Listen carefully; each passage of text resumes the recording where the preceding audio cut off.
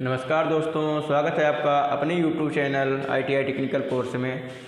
जैसा कि आप लोग इस चैनल में देख पा रहे होंगे, इलेक्ट्रीशियन और फिटर की क्लासेस मिल रही हैं, बिल्डर की क्लासेस मिल रही हैं। फिटर की दो बैच चल रहे हैं, fitter first year and second year. इसी तरह इलेक्ट्रीशियन के भी 2 बैच चल रहे हैं, electrician first year and electrician second year. इसके अलावा आपको बिल्डर की क्लास मिल रही होगी। इसके अलावा कुछ ही समय बाद 2-3 बैच और स्टार्ट होने वाले हैं, जैसे कोपा का स्टार्ट होने वाला है, टायर रनर मशीनिस्ट एवं वायरमैन की भी क्लासेस स्टार्ट होने वाली हैं। और इसी के साथ साथ आप लोगों के ट्रेड में क्या है, जैसे आप फिटर ट्रेड से ITI कर रहे हो या इलेक्ट्रीशियन ट्रेड से ITI कर रहे हो, तो आपको इसके अलावा भी 2-3 सब्जेक्ट लगती है, जैसे वर्कशॉप कैलकुलेशन हो गया, एम्प्लॉयबिलिटी हो गई और इंजीनियरिंग ड्राइंग हो गई। तो कुछ ही दिनों में उन सब की क्लासेस आप लोगों को इस चैनल में देखने को मिल जाएंगी। चलिए दोस्तों, अब आज की क्लास स्टार्ट करते हैं। ये सेकंड ईयर की फर्स्ट चैप्टर की सेकंड क्लास है। फर्स्ट ईयर का अलग बैच चल रहा है और सेकंड ईयर का अलग बैच चल रहा है। तो ये सेकंड ईयर का फर्स्ट चैप्टर की सेकंड क्लास है, यानी इस चैप्टर का नाम है स्क्रू की पहली क्लास हो चुकी है। आज ये दूसरी क्लास है। जो भी पहली क्लास नहीं देखा है, जाके पहले पहली क्लास देख ले। यदि हमको कोई भी चैप्टर पढ़ना है तो उसको शुरू से स्टार्ट करना चाहिए, ताकि वो चैप्टर मुझे अच्छे से समझ में आ जाए। ठीक है, तो चलिए आज की क्लास स्टार्ट करते हैं। क्लास नंबर सेकंड, स्क्रू की चैप्टर नंबर फर्स्ट है, सेकंड ईयर वालों को। ठीक है, इसमें क्या है, सेट स्क्रू क्या होता है, इसके बारे में आज पढ़ेंगे। सेट स्क्रू प्रयोग कहाँ होता है? सेट स्क्रू का प्रयोग किसी पार्ट को उसकी कैविटी में एक निश्चित स्थान पर पकड़ने के लिए किया जाता है। ठीक है, सेट स्क्रू का प्रयोग कहाँ होता है? किसी पार्ट को उसकी कैविटी में, उसके ग्रूव में पकड़ने के लिए किया जाता है। इसके लिए पार्ट में एक छोटा ग्रूव या होल बना दिया जाता है। इसके लिए क्या करते हैं, हम पार्ट में छोटा सा एक होल बना देते हैं, जिसमें स्क्रू को हम फिट कर देते हैं। ठीक है, ये ब्लाइंड होल होता है। ब्लाइंड होल यानी अंधा होल होते हैं, जिसके आर पार सुराख नहीं होती, केवल एक तरफ से सुराख करते हैं, दूसरी तरफ सुराख नहीं होती। ठीक है, फिर क्या बोला है, सेट स्क्रू पार्ट को अपनी टेल से पकड़ता है। सेट स्क्रू पार्ट को, ये आपसे क्वेश्चन पूछ सकता है, सेट स्क्रू पार्ट को कैसे पकड़ता है? तो अपने टेल के माध्यम से पकड़ता है, टेल के माध्यम से उसको जकड़ के रखता है। ठीक है, ये आपका क्वेश्चन यहाँ से बन सकता है कि सेट स्क्रू पार्ट को अपने किस भाग से पकड़ता है। तो सेट स्क्रू पार्ट को अपने टेल से पकड़ता है। फिर सेट स्क्रू के पॉइंट के आकार के आधार पर ही इनका नामकरण किया जाता है। कोई भी स्क्रू है, उसके हेड या उसके पॉइंट के नाम पर ही उसका नामकरण किया जाता है। ठीक है, यह पहले ही बता चुका हूँ। कुछ सेट स्क्रू मशीन की बॉडी के अंदर ही चले जाते हैं, इनमें हेड नहीं होता तथा पूरे शैंक पर चूड़ियाँ कटी होती हैं। ये स्क्रू निम्न प्रकार के होते हैं। ये शैंक है। ठीक है, क्या बोला गया है, कुछ सेट स्क्रू मशीन की बॉडी के अंदर चले जाते हैं। इसका मतलब ये है कि ऐसे सेट स्क्रू जिनमें हेड नहीं होता। हेड क्या होता है, मैं आपको आगे क्षेत्र में बताता हूँ। जिनमें हेड नहीं होता क्या होते हैं, मशीन के अंदर पूरी तरह से चले जाते हैं। तो उनका जो स्क्रू है, उसका कोई भी पार्ट हमको मशीन से ऊपर नहीं दिखता है या मशीन से ऊपर नहीं होता है, तो हमको उस मशीन को ऑपरेट करने में दिक्कत नहीं जाती है। कुछ मशीनें ऐसी होती हैं जिसमें यदि उसका हेड बाहर रहेगा तो उसको चलाने में दिक्कत जाएगी। तो हम ऐसे स्क्रू बनाते हैं जिससे उनका हेड ही ना हो, उस सीधा अंदर चला जाए और हमको मशीन ऑपरेट करने में दिक्कत ना हो। इनमें हेड नहीं होता। इनके पूरे शैंक में चूड़ियाँ कटी होती हैं, यानी शुरू से लेकर लास्ट तक इसमें पूरे थ्रेड कटी होती हैं, चूड़ियाँ कटी होती हैं। ठीक, सेट स्क्रू के प्रकार होते हैं, कई प्रकार के होते हैं, जो आपको आगे दिया गया है। जिससे पहला हो गया हेक्सागोनल सॉकेट सेट स्क्रू। इसके नाम में ही लिखा हुआ है हेक्सागोनल, यानी इसका सॉकेट कैसा होगा, हेक्सागोनल होगा, षष्ठभुजाकार होगा। ठीक है, इस प्रकार के स्क्रू में बिना हेड वाले स्क्रू होते हैं तथा विभिन्न प्रकार के कार्यों के लिए विभिन्न पॉइंट के साथ उपलब्ध होते हैं। इसमें क्या होता है, इसमें भी हेड नहीं होता है। इस प्रकार के स्क्रू बिना हेड वाले स्क्रू होते हैं, यानी इनमें हेड नहीं होता है, सीधा सीधा पूरी शैंक होती है, पूरे शैंक में थ्रेड कटी होती है। और इनका पॉइंट क्या होता है, अलग अलग पॉइंट के पाए जाते हैं। कोई नुकीला पॉइंट होगा, कोई कम नुकीला पॉइंट होगा, अलग अलग पॉइंट के पाए जाते हैं। फिर क्या है, इन स्क्रू के पॉइंट धातु में फंस जाते हैं या बिना सतह को हानि पहुँचाए कस दिए जाते हैं। क्या होता है, इन स्क्रू का जो पॉइंट है धातु में फंस जाता है, धातु में क्या होता है, फंस जाता है। और बिना सतह को नुकसान पहुंचाए। सतह को कोई भी डैमेज नहीं करता, उसमें स्पॉट नहीं बनाता, स्क्रैचेस नहीं लाता और पार्ट को कस देता है। चित्र आपको एक चित्र दिखा रहे हैं, ये आपका है हेक्सागोनल सॉकेट स्क्रू। हेक्सागोनल है, ठीक है। हेक्सागोनल क्यों है, यहाँ पे आप देख सकते हैं, इसमें अच्छे से दिख नहीं रहा होगा लेकिन फिर भी आप देखने की कोशिश करिएगा। ये यहाँ पे क्या है, एक हेक्सागोनल सॉकेट है। यहाँ पे क्या बन रहा है, 6 एंगल वाला एक आकृति बन रही है। आप लोग हेक्सागोनल खष्टभुज देखे होंगे, यहाँ पे बन रहा है। यानी इसका अंदर से शेप कैसा है, इसका अंदर से शेप कुछ इस तरह का है। अंदर से शेप इसका कुछ इस तरह से है, ठीक है। यानी 6 पॉइंट है यहाँ पे, अंदर से शेप इस तरह का है। ये क्या हो गया, हमारा हेक्सागोनल हो गया, ठीक है। ये हेक्सागोनल हो गया।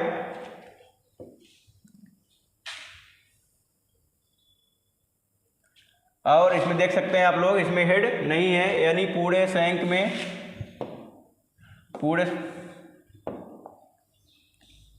पूरे शंक में क्या है, चूड़ियाँ कटी हुई हैं। पूरे शंक में चूड़ियाँ कटी हुई हैं। यहाँ पर हेड कोई नहीं है, ये तो पॉइंट है, ठीक है। फिर क्या बोला गया है, इस प्रकार के स्क्रूओं का प्रयोग पुली कॉलर आदि को शाफ्ट के साथ बांधने के लिए किया जाता है। क्या होता है, जब हम कोई पुली होती है, हमारी व्हील होती है, उसको शाफ्ट के साथ जब बांधना होता है तो इस तरह के स्क्रू प्रयोग किए जाते हैं। हेक्सागोनल सॉकेट स्क्रू का प्रयोग कहाँ करते हैं हम, जब हमको पुली शाफ्ट में पुली बांधना होता है तो हम क्या करते हैं, हेक्सागोनल सेट स्क्रू का प्रयोग करते हैं। तो आपसे पूछ सकता है हेक्सागोनल सेट स्क्रू के उपयोग, और ऑप्शन दे सकता है कि उसका यूज कहाँ कहाँ होता है, तो आप लोग बताएंगे।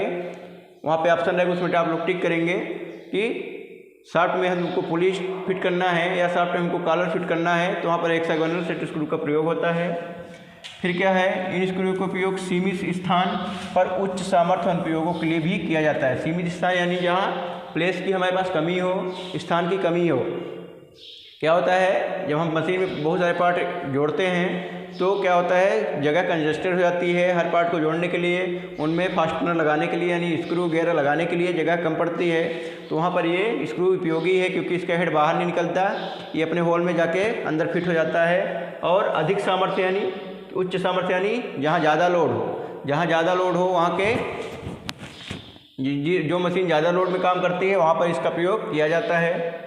विभिन्न प्रकार के हेक्सागोनल सॉकेट स्क्रू, ये देखिए यहाँ पे तरह तरह के हेक्सागोनल सॉकेट स्क्रू दिखाए गए हैं, जिनका पॉइंट अलग अलग है। ये देखिए कम शार्प है, ये ज़्यादा शार्प है, ये कम है, ये उससे भी कम शार्प है, ये उससे भी कम है, ये बिल्कुल शार्प नहीं है, ठीक है। यानी इसका पॉइंट भी लगभग रेक्टेंगुलर हो गया है, आयताकार हो गया है, लेकिन इसको आप देख सकते हैं ये क्या है, नुकीला है, ठीक है। तो ये इनका पॉइंट अलग अलग तरह के होते हैं, इसमें आपको 4-5 पॉइंट दिखाया गया है। फिर है विभिन्न प्रकार के हेक्सागोनल सॉकेट स्क्रू पॉइंट, ये दिखा दिया गया है आपको, ठीक है। अगला हमारा आता है वर्गाकार सेट स्क्रू, स्क्वायर स्क्रू, ठीक। आपको पहले भी पढ़ा चुका हूँ स्क्वायर स्क्रू क्या होता है, जिसका हेड स्क्वायर जैसे होता है। तो सेट स्क्रू में भी स्क्वायर सेट स्क्रू होते हैं, इन स्क्रूओं का शीट्स वर्गाकार होता है, ठीक है। इसके नाम पे लिखा हुआ है वर्गाकार, तो इनका हेड कैसा होगा, वर्गाकार होगा। इनका प्रयोग ऐसे स्थानों पे किया जाता है जहां असेंबली में बार बार सेटिंग तथा डिसेंबली की आवश्यकता होती है। पहली क्लास में भी बता चुका हूँ, स्क्वायर हेड वाले जितने भी स्क्रू हैं उनका अधिकतर प्रयोग हम कहाँ करते हैं, जहाँ बार बार हमको कोई चीज़ खोलनी है, बंद करनी है। किसी पार्ट को जल्दी जल्दी हमको असेंबल या डिसेंबल करना है। असेंबल या डिसेंबल का मतलब होता है हमको पार्ट उस मशीन में जोड़ना है और खोलना है, ठीक है। कि कोई मशीन में कुछ ऐसे पार्ट होते हैं जिनको हमको बार बार खोलना है और निकालना पड़ता है, तो वहाँ पर इस स्क्रू के माध्यम से उसको हम खोलते हैं और बंद लगाते हैं, ठीक है। ये आपका वर्गाकार क्या दिया हुआ है, सेट स्क्रू दिया हुआ है, आप देख सकते हैं। ये इसकी हेड का शेप कैसा है, वर्गाकार है। हेड का शेप इसके कैसा है, वर्गाकार है, आप लोगों को दिख रहा होगा, इसलिए इसका नाम क्या पड़ गया है, वर्गाकार सेट स्क्रू, ठीक है। यहाँ पर आप देख सकते हैं इस तरह इसका हेड है, ठीक है। फिर अगला हमारा आता है ग्रब स्क्रू। अब ये ग्रब होना चाहिए यहाँ पे।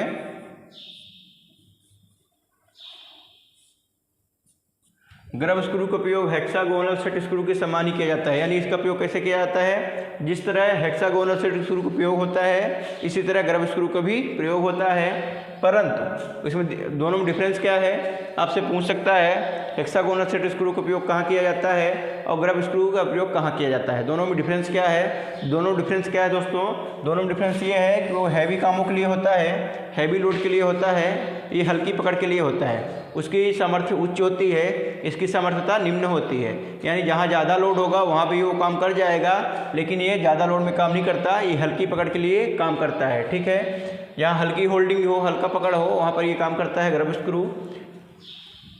ये बनाए किससे जाते हैं, इनका मटेरियल हार्ड स्टील से बनाया जाता है।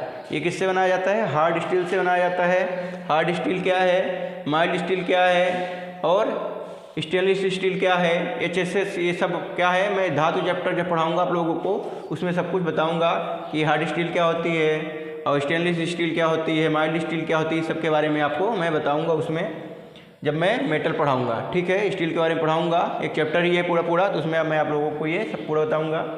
फिर क्या है, कार्य के अनुसार ग्रब स्क्रू विभिन्न प्रकार के, ये भी क्या है कार्य के अनुसार जैसा मेरा काम है उस हिसाब से ये भी विभिन्न पॉइंटों में पाए जाते हैं। यानी इनका भी पॉइंट अलग अलग तरह का होता है, विभिन्न प्रकार के पॉइंट के साथ उपलब्ध हैं। ठीक है, ये ग्रब स्क्रू आपको दिखाई दे रहा होगा, ये क्या है, ग्रब स्क्रू हैं। ये क्या है, ग्रब स्क्रू हैं, 2 3 और ये 4, ये सब क्या है, ग्रब स्क्रू हैं। इनका पॉइंट आप देख सकते हैं, ये ज़्यादा शार्प है, ये कम शार्प है, इनका पॉइंट उस साइड है।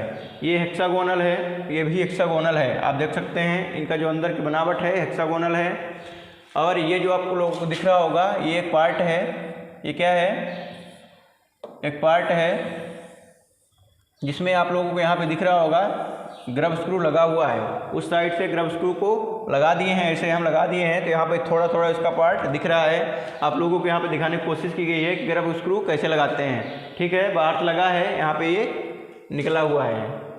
ठीक, फिर अगला हमारा है थंब स्क्रू। ये देखिए हेक्सागोनल जैसा ये भी है, देखने में हेक्सागोनल जैसा है, डिफरेंस केवल इतना है हेक्सागोनल और ग्रब स्क्रू में, वो अधिक लोड के लिए है, ज़्यादा मजबूत पकड़ के लिए है, हल्की पकड़ के लिए काम में आता है। ठीक है,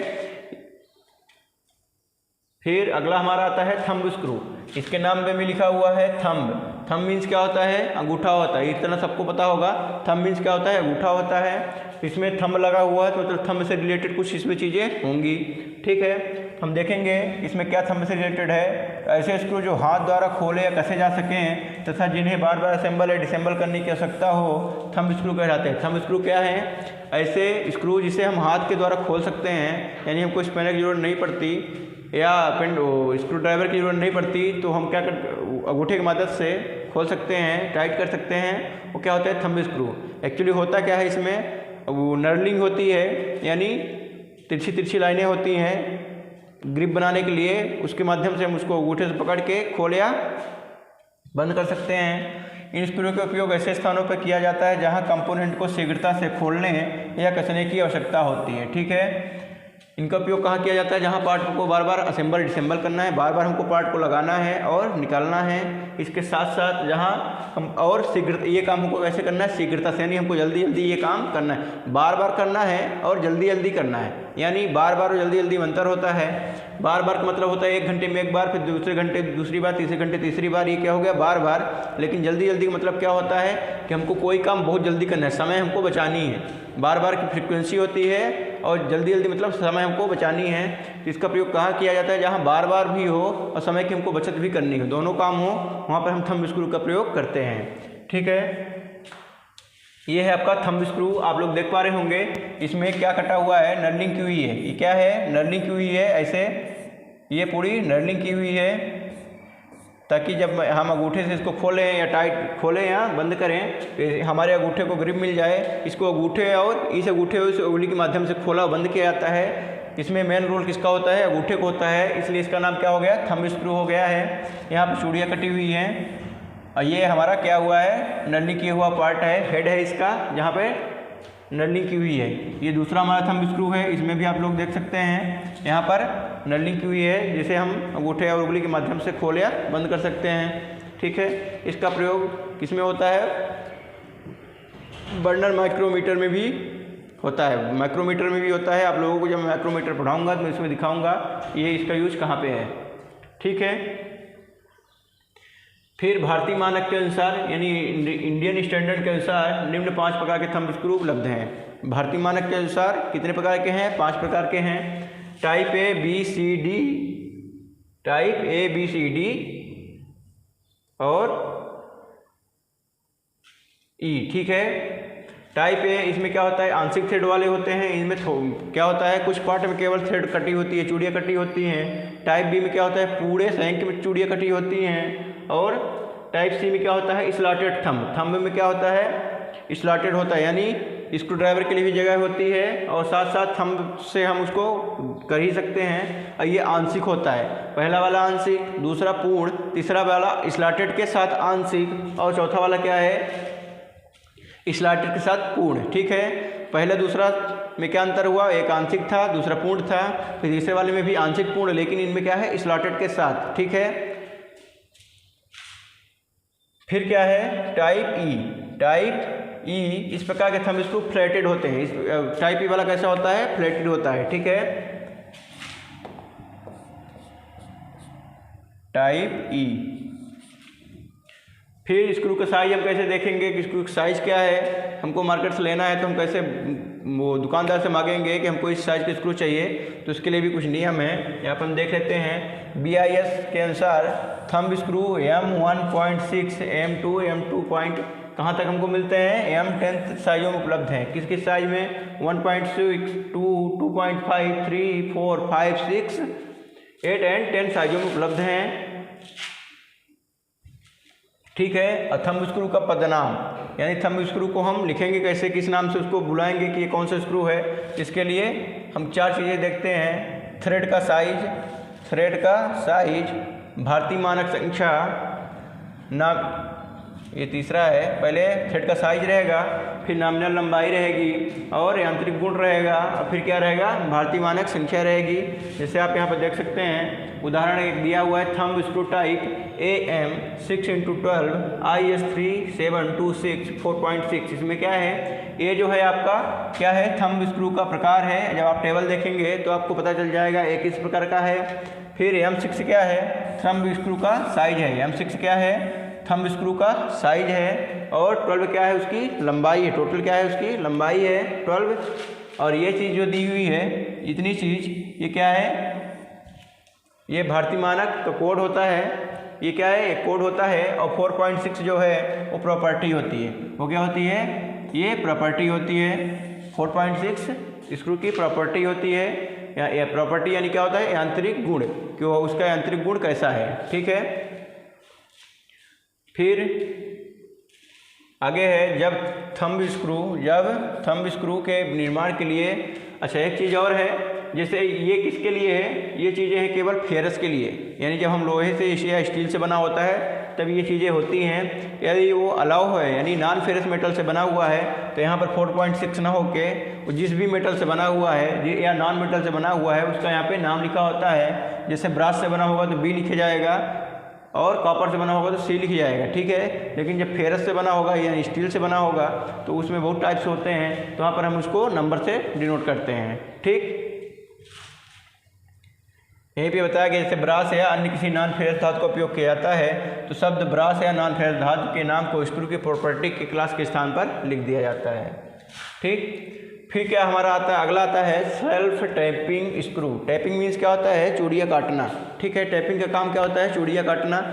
थ्रेड वाला चैप्टर में आप लोगों को पढ़ाएंगे। मैं बार बार बोल रहा हूँ, कुछ शब्द ऐसे आते हैं जिसको मैं बोलता हूँ बाद में आप लोगों को पढ़ाएंगे। ITI, फिटर या कोई भी ट्रेड है तो बहुत सारे शब्द क्या होता है, एक शब्द हर एक चैप्टर में आ रहे हैं। कुछ शब्द ऐसे होते हैं जिसका उपयोग हर एक चैप्टर में होता है, तो उसके बारे में हर एक चैप्टर में तो हम पढ़ाएंगे नहीं, इसीलिए उसका एक प्रॉपर चैप्टर होता है, उसके बारे में उसी में पढ़ाया जाएगा। जैसे यहाँ पर थ्रेड आ गया तो थ्रेड को हम थ्रेड के चैप्टर में भी पढ़ाएंगे। उसके अलावा स्टील आ गई तो स्टील को स्टील के चैप्टर में भी पढ़ाएंगे। ऐसा नहीं कि यहाँ पर स्टील आ गई तो स्टील के बारे में आपको बताऊँ, थ्रेड आ गया तो थ्रेड के बारे में बताऊँ। ऐसा करेंगे तो हमारी क्लास कभी पूरी नहीं हो सकती, इसलिए इनको मैं बोल देता हूँ कि थ्रेड आ गया है, थ्रेड क्या होता है, इन सब के बारे में थ्रेड वाले चैप्टर में बताऊँगा। टैपिंग क्या है, डाई क्या है, सबके थ्रेड वाले चैप्टर में आपको बताऊँगा, ठीक है। तो सेल्फ टैपिंग स्क्रू का उपयोग कहाँ होता है? जब असेंबली में पतली अनुप्रस्थ काट वाली धातु, पतली अनुप्रस्थ काट वाली मतलब उसकी मोटाई कम हो, उसकी मोटाई कम हो, यानी पतली चादर, मोटाई कम, अनुप्रस्थ पतली अनुप्रस्थ काट मतलब होता है मोटाई उसकी कम हो, तो क्या होता है धातु की चादर का उपयोग की जाती है, तब इनके सेल्फ टैपिंग स्क्रू का उपयोग किया जाता है। यानी पतली चादरों को जोड़ने के लिए हम क्या करते हैं? सेल्फ टैपिंग स्क्रू का प्रयोग करते हैं। सेल्फ टैपिंग स्क्रू द्वारा बने जोड़ कंपन रोधी होते हैं। इनके द्वारा बने जोड़ कैसे होते हैं? कंपन रोधी होते हैं, वाइब्रेशन होगा, कंपन होगा तो भी इसमें कोई फर्क नहीं पड़ता, जिन्हें बार बार असेंबल या डिसेंबल किया जा सकता है। सेल्फ टैपिंग स्क्रू निम्न प्रकार के, इनको भी बार बार क्या कर सकते हैं? असेंबल या डिसेंबल कर सकते हैं। ठीक है,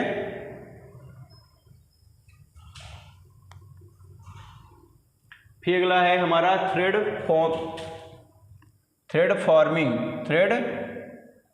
forming self tapping screw, thread forming self tapping screw. ठीक है, इस प्रकार के स्क्रू क्या है? इस प्रकार के स्क्रू धातु को हटाकर मैचिंग थ्रेड बनाते हैं। इस प्रकार के स्क्रू क्या करते हैं? जिसमें हम इसको फिट करते हैं वहाँ पर क्या बना देते हैं? अपने जैसा वहाँ उसमें भी थ्रेड बना देते हैं। स्क्रू में थ्रेड कटा ही रहेगा, यानी चूड़ी तो कटी रहती है। तो जिस तरह की चूड़ी कटी हुई है, right hand, left hand, single star, double star, जो भी चूड़ी कटी हुई है उसी तरह की चूड़ी जिसमें इसको हम फिट करते हैं वहाँ पर भी ये बना देते हैं। ये स्क्रू नर्म तथा पतली धातुओं के लिए अत्यधिक उपयोगी हैं। किसके लिए उपयोगी हैं? नर्म तथा पतली, यानी सॉफ्ट हो और पतली भी हो, क्योंकि उसमें होल होता नहीं, इनको खुद जाके होल बनाना पड़ता है, साथ साथ टैपिंग करनी पड़ती है। तो इसके लिए क्या जरूरी है कि वो जिसमें इसको फिट किया जा रहा है वो धातु क्या हो? नर्म हो और पतली हो। ठीक है, ये फिगर है आपका। ठीक है, इसमें आप देख सकते हैं ये जिस तरह की इसमें चूड़ियाँ कटी हुई हैं, इसी तरह जिस धातु में जाएगा उसी तरह की चूड़ियाँ उसमें कट कर देगा। फिर हमारा आता है thread cutting self tapping screw. ठीक, इस प्रकार के self tapping screw thread cutting के समान छिद्र में मैचिंग थ्रेड काटते हैं। ये भी क्या करते हैं? समान छिद्र में जो छिद्र रहेगा उसमें क्या करेंगे? उसमें क्या होता है? छिद्र नहीं होता है, वो खुद जाके छिद्र बनाते हैं और टैपिंग करते हैं। इसमें छिद्र पहले से ही रहता है, लेकिन छिद्र में चूड़ियाँ नहीं कटी होती, तो चूड़ियाँ काटने का काम इसका होता है, जाके उसमें अपने जैसा चूड़ियाँ काटता है। इन स्क्रूओं में कटिंग एक्शन के लिए थ्रेड की शेप में बाहर की ओर रिज निकले होते हैं। मैं आपको चित्र में दिखाता हूँ रिज क्या होता है, लेकिन दोनों फर्क क्या है? उसमें छिद्र नहीं बना होता, खुद जाके छिद्र भी करता है और अपने जैसे उसमें चूड़ियाँ भी काटता है। इसमें एक छिद्र बना होता है, इसमें छिद्र बना होता है और जाके उसमें केवल चूड़ियाँ काटता है और फिट हो जाता है। और इसमें इसके लिए इसमें क्या होता है? रिज बने होते हैं। इन स्क्रू का उपयोग पतले जाम में कठोर अथवा इसीलिए इसमें छिद्र पहले से बना होता है, जिसका प्रयोग हम कठोर या सॉफ्ट दोनों धातुओं में कर सकते हैं। ठीक है, ये आपका चित्र है, इसमें आप देख सकते हैं ये इसमें पूरा थ्रेड कटी हुई है। ठीक है, लेकिन ये आपको एक लाइन दिख रही होगी, ये लाइन दिख रही होगी आपको, एक लाइन ये दिख रही होगी, ये क्या है? रिज है। इसी तरह इसमें आप देख सकते हैं ये लाइन है और ये लाइन है, क्या है? इसकी रिज है। रिज किस लिए बनाई जाती है? जब हम इससे हम टैपिंग करेंगे, यानी इसको जब हम फिट करेंगे तो क्या करेगा? टैपिंग करेगा, यानी चूड़ियाँ काटेगा। जब चूड़ियाँ काटेगा तो यानी धातु हटेगी, मटेरियल वहाँ से कुछ हटेगा, तो हटेगा तो जाएगा कहाँ? उसके लिए हम क्या करते हैं? इसमें रिज बना देते हैं, तो इन्हीं के थ्रू मटेरियल बाहर आ जाता है। हमारा जैसे जैसे अंदर आएगा तो जो धातु अंदर कट रही है वो इन्हीं के थ्रू बाहर आ जाती है, उसको हम साफ कर लेते हैं। ठीक है, तो रिज का प्रयोग क्या क्या काम है मैं आप लोगों को बता दिया। रिज का प्रयोग केवल इतना है कि जो धातु कट रही है उसको बाहर करने के लिए। ठीक है, फिर हमारा सेल्फ पियर्सिंग तथा सेल्फ टाइपिंग स्क्रू। इसमें क्या होता है? इस प्रकार के स्क्रू में विशेष पियर्सिंग पॉइंट होते हैं। पियर्सिंग मीन छेद करना। ठीक है, तो छेद करने के लिए विशेष तरह के पॉइंट होते हैं, शार्प पॉइंट होते हैं, तथा यह दो मुखी थ्रेड कटी होती है। दो मुखी थ्रेड क्या होती है मैं आपको थ्रेड के चैप्टर में बताऊंगा अच्छे से, लेकिन यहाँ पे मैं बता दूं कुछ थ्रेड ऐसी होती है जो एक चूड़ी स्टार्ट होती है लास्ट तक चलती है, कुछ में ऐसा होता है दो चूड़ियाँ एक साथ चलती हैं लास्ट तक चलती हैं, कुछ में तीन होती हैं और लास्ट तक चलती हैं। इसमें क्या होता है? दो मुखी यानी दो थ्रेड वाली चूड़ियाँ कटी होती हैं, यानी दो चूड़ियाँ एक साथ साथ चलती हैं और लास्ट तक जाती हैं। तो इसमें दो मुख्य थ्रेड कटी होती हैं। फिर क्या है? स्क्रू का उपयोग विशेष गन के साथ किया जाता है। इनका उपयोग क्या किया जाता है? विशेष गन के साथ किया जाता है। इनको यानी खोलने और टाइट करने के लिए एक गन आती है, एक मशीन आती है। ये गन फौज वाली गन नहीं कि किसी की मर्डर कर दो, ये गन आती है इनका खोलने और टाइट करने को, उसको भी हम लोग गन बोलते हैं। तो इनके साथ क्या आती है? विशेष गन उपयोग की जाती है। ये देख सकते हैं यहाँ पर नुकीला पॉइंट होता है इसका, ये क्या होता है, नुकीला पॉइंट होता है। ठीक, ये भी क्या है, विभिन्न प्रकार के हेड में पाए जाते हैं। इनका भी अलग अलग तरह का हेड होता है। राउंड हेड होगा, ये देख सकते हैं यहाँ पे, ये राउंड हेड है। ठीक है, पैन हेड होगा, पैन हेड होगा। फिर काउंटर सिंक होगा, काउंटर सिंक ओवल हेड होगा, स्लॉटेड होगा और क्रॉस रिसेस्ड होगा। ठीक है, ये काउंटर हो गया आपका, ये काउंटर सिंक ओवल हो गया और ये स्ट्रेट सॉलिड हो गया एंड क्रॉस रिसेस्ड हो गया। ठीक है, ये अलग अलग इनके हेड होते हैं, जिससे इनको हम पहचान सकते हैं, इसलिए इनका अलग अलग नाम रखा गया है। फिर हमारा है भारतीय मानक के अनुसार स्क्रू के पॉइंट दो प्रकार के होते हैं। अब इनका पॉइंट अभी हेड देखे हैं, अब इनका हम पॉइंट देखेंगे। पॉइंट कितने प्रकार के होते हैं, दो, ए एंड बी, यानी नुकीला और कम नुकीला। ठीक है, शार्प एंड कम शार्प। ठीक है, लेकिन इसको ऐसा बोलते नहीं, इसको बोलते हैं पियर्सिंग टाइप और इसको बोलते हैं थ्रेड फॉर्मिंग टाइप। पियर्सिंग यानी छेद करने वाला, इसको थ्रेड बनाने वाला। ठीक है, फिर सेल्फ टैपिंग स्क्रू का पदनाम यानी डिजिग्नेशन। ठीक, इसको हम लिखेंगे कैसे कि मेरा कौन सा स्क्रू किसी को बताना है, तो कैसे बताएंगे। इसमें क्या होता है, सेल्फ टैपिंग स्क्रू का पहले हम प्रकार लिखते हैं, फिर उसकी साइज लिखते हैं, फिर उसकी नॉमिनल लंबाई और लास्ट में भारतीय मानक संख्या। जैसे ये है टैपिंग स्क्रू, क्या कौन सा स्क्रू, टैपिंग स्क्रू। कैसा है इसका हेड, ओवल है। इसका हेड कैसा है, ओवल है। टैपिंग स्क्रू हेड इसका ओवल है और नॉमिनल लंबाई 25 है, नॉमिनल लंबाई 25 है और स्क्रू संख्या कितनी है, ए बी 10 है। ठीक है, इस तरह इसको हम लिखते हैं। फिर हमारा अगला आता है हैमर ड्राइव स्क्रू। ये कैसे स्क्रू होते हैं, इनको देख लेते हैं।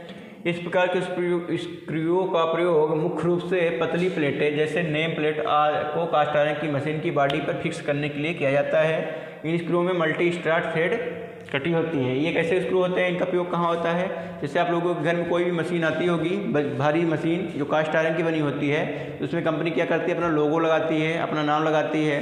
तो उसमें आप लोग देखेंगे, उसमें स्क्रू के माध्यम से नेम प्लेट को उसमें लगाती है। जो स्क्रू वहाँ पर प्रयोग होते हैं ये हैमर वाले स्क्रू होते हैं, हैमर ड्राइव स्क्रू होते हैं। ठीक है, इनमें क्या होता है, ये मल्टी स्टार्ट थ्रेड कटी होती है। यानी मैं आप लोगों को बताया single start, double start, triple start. इसमें सिंगल डबल ना करके बोल रहे हैं मल्टी स्टार्ट, यानी 3-4 चूड़ियाँ एक साथ चलती हैं। ये जो हैमर ड्राइव स्क्रू है इसमें 3-4 चूड़ियाँ एक साथ चलती हैं, इसलिए इसको बोला गया है मल्टी स्टार्ट थ्रेड इसमें कटी होती हैं। ठीक है, इस स्क्रू को फिक्स करने के लिए मशीन कास्टिंग पर पायलट साइज का होल ड्रिल किया जाता है। इनको फिक्स करने के लिए क्या करना पड़ता है, पहले होल ड्रिल करना पड़ता है। किस साइज का, पायलट साइज का।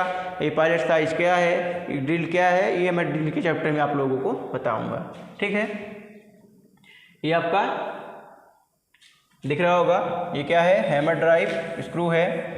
हैमर ड्राइव स्क्रू है, ये कोई मशीन है। यहाँ पे हमको ये अपना नेम प्लेट लगाना है, जिससे कंपनी का नाम है किर्लोस्कर। तो यहाँ पे किर्लोस्कर अपना नेम प्लेट लगाएगी और इसको ये 1, 2, 3, 4 स्क्रू आपको दिख रहे होंगे। ये हमारा है हैमर ड्राइव स्क्रू, इसके माध्यम से इसको हम फिट कर देते हैं। फिर हैमर ड्राइव का भी पदनाम होगा। हैमर ड्राइव को कैसे लिखेंगे, तो हैमर ड्राइव स्क्रू को स्क्रू संख्या सबको वही है, फिर नॉमिनल लंबाई तथा भारतीय संख्या द्वारा पदनामित करते हैं।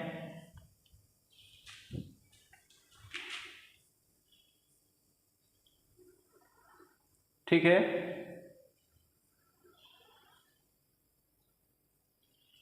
फिर अगला है हमारा कॉलर स्क्रू। कॉलर स्क्रू, ठीक है, जैसा कि चित्र में दर्शाया गया है कि कॉलर स्क्रू में हेड के नीचे एक वाशरनुमा क्या होती है,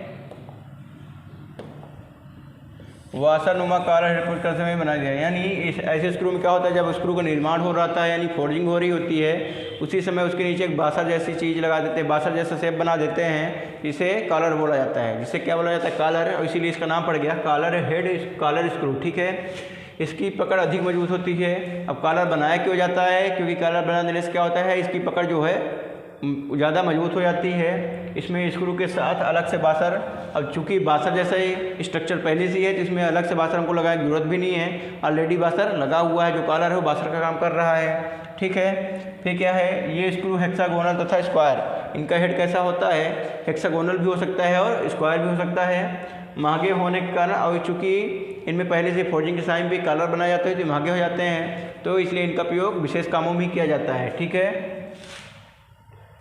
ये आपको दिख रहा होगा कॉलर स्क्रू।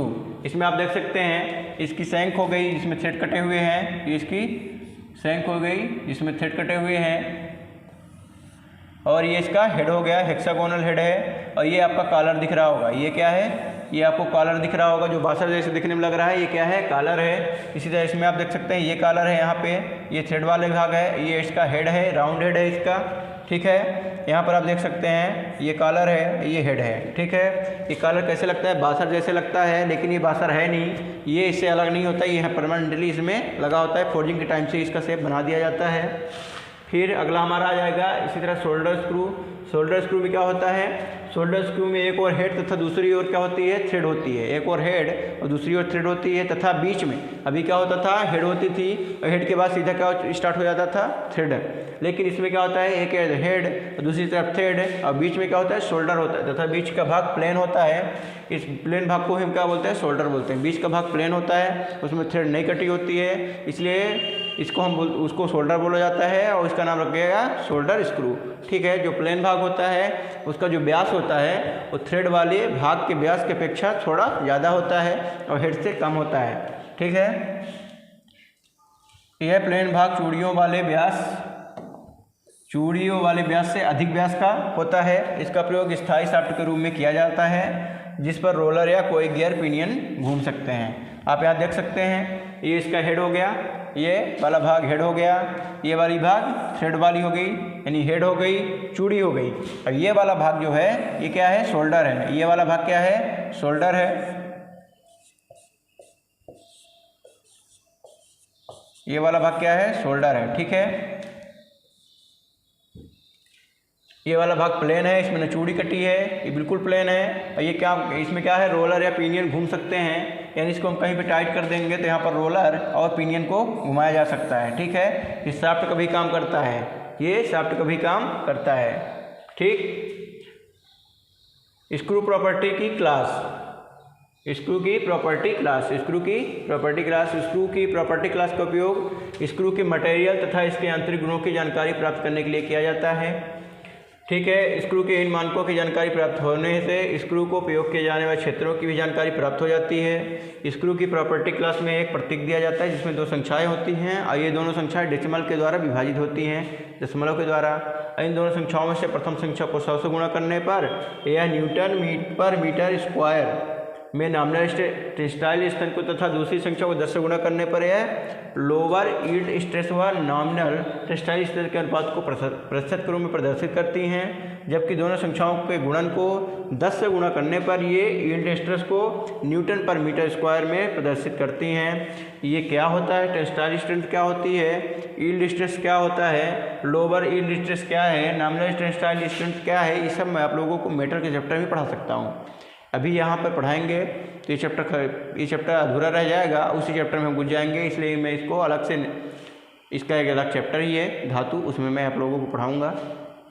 ठीक है, लेकिन कैसे करते हैं ये हम जान लेते हैं। जैसे स्क्रू की प्रॉपर्टी क्लास लिखी रहेगी, प्रॉपर्टी क्लास की टेबल होती है जिसमें जैसे लिखा हुआ है 9.9, ठीक है, 9.9 लिखा हुआ, तो इसमें इसका मतलब क्या हुआ, इसका मतलब ये हुआ ये वाला जो 9 है तो नॉमिनल टेंसाइल स्ट्रेंथ, इसमें हम किसका पहले वाले अक्षर में हम किसका इंटू करेंगे, 100 का इंटू करेंगे तो हमको मिल जाएगा क्या, न्यूटन पर मिलीमीटर टेंसाइल स्ट्रेंथ मिल जाएगी। पहले वाले में यदि 100 का हम इंटू करते हैं तो हमको क्या मिलती है, टेंसाइल स्ट्रेंथ मिलती है। इसी तरह जब दूसरे वाले, ये यहाँ पर 8 होना चाहिए, जब दूसरे वाले नंबर पर हम 8 जैसे 8 में इंटू करते हैं तो हमें क्या मिलती है, यील्ड स्ट्रेंथ मिलती है। जब 8 में हम इंटू करते हैं तो हमको क्या मिलती है, यील्ड स्ट्रेंथ। लेकिन ध्यान देना है, पहले वाले में 100 का इंटू करते हैं, दूसरे वाले में 10 का इंटू करते हैं, तो हम इसमें 10 का इंटू करेंगे तो हमको मिलेगी यील्ड स्ट्रेंथ किसके रूप में, परसेंटेज के फॉर्म में, यानी 80%। ठीक है, फिर जब हम दोनों के आपस में इंटू कर देते हैं, 9 × 8 कर देंगे और फिर उसमें भी इंटू 10 करेंगे, 10 के इंटू करेंगे, तब जाके हमको मिलेगी यील्ड स्ट्रेस, तब हमको जाके मिलती है यील्ड स्ट्रेस न्यूटन पर मिलीमीटर स्क्वायर में। ठीक है, ये कहाँ, यहाँ पे क्या होगा, स्क्वायर होगा, न्यूटन पर मिलीमीटर स्क्वायर में। ठीक, फिर अगला हमारा है स्क्रू बोल्ट को कसने ढीला करने में प्रयुक्त औजार। ठीक है, स्क्रू के बारे में पढ़ चुके हैं, अब हम पढ़ेंगे स्क्रू को कैसे खोलते हैं, कैसे टाइट करते हैं इसके बारे में। तो ये क्लास ज़्यादा लंबी हो जाएगी, इसके लिए मैं पढ़ाऊँगी, इसकी क्लास होगी कल। आज के लिए इतना ही। यदि आप लोगों को क्लास पसंद आ रही है तो चैनल को सब्सक्राइब करें और अपने दोस्तों के बीच में शेयर करें। यदि आप लोगों को कहीं पे दिक्कत आ रही है तो कमेंट बॉक्स में जाके कमेंट करें, मैं उससे अगली क्लास में दूर करने की कोशिश करूँगा। तो आज के लिए इतना है दोस्तों, मिलते हैं आप लोगों से अगली क्लास में, तब तक के लिए जय हिंद।